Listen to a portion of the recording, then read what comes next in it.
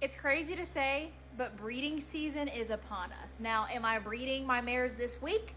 No, but there is some prep work we have to do before we just go into breeding. And Indy is one of my open mares. So that means she's not pregnant and she is going to carry for herself. So she's gonna be one of the earliest mares. We just go ahead and breed and let her carry that baby. We're not doing any embryo transfers with her, not doing ICSI, none of that. And she's gonna be bred to my stallion VS code red. I love his crosses with thoroughbred mares. She's my only thoroughbred mare that carries her own babies. So today we're gonna look and see where she's at in her cycle. And we're gonna preemptively do a little uterine clean out flush.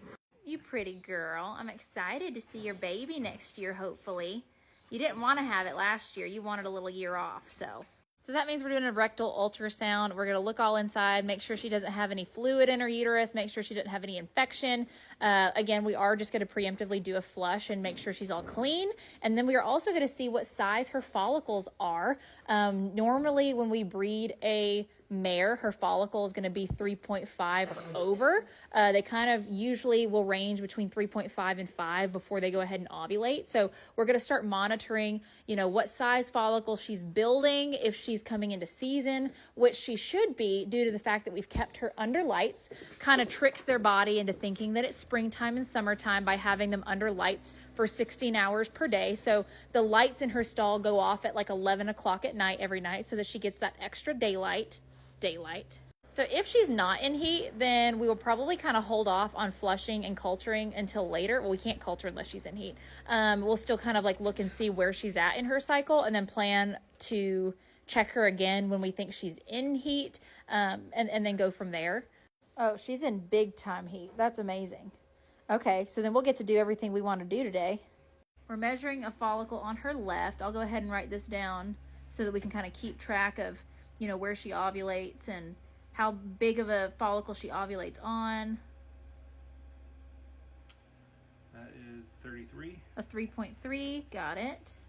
She's a corpus luteum on the right, so that's like where she had already ovulated. Oh, old one, so sorry. Old one. So we're about to do a DMSO flush. So basically they're going to take DMSO, flush it through her uterus.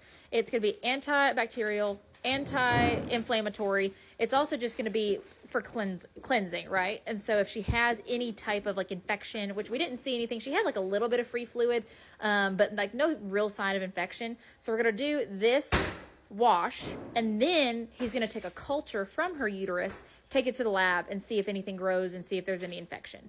Because there's nothing worse and more like useless than when you waste time, waste money, waste vet visits on breeding a mare when you don't know that she actually had an infection, and then she doesn't retain the pregnancy, and then you end up with all these issues with her uterus. Like, it literally can set you back weeks, months, ruin your breeding season. So that's why we just kind of preemptively spend a little money and do these like checks and cleaning them out at the very beginning. Indy's also one of my mares. Since she's had a history of losing her babies or getting an infection, she has a caslix. So that's where they sew down a little bit so that if she defecates or if she, urinates, whatever, like it doesn't collect, debris and get, infected and bacteria all in there. And so with that being said, hopefully, that kept her all clean and the culture is going to be fine. But yeah, other than that, she's cycling. We just have to wait on, the flush to finish, on the culture to come back.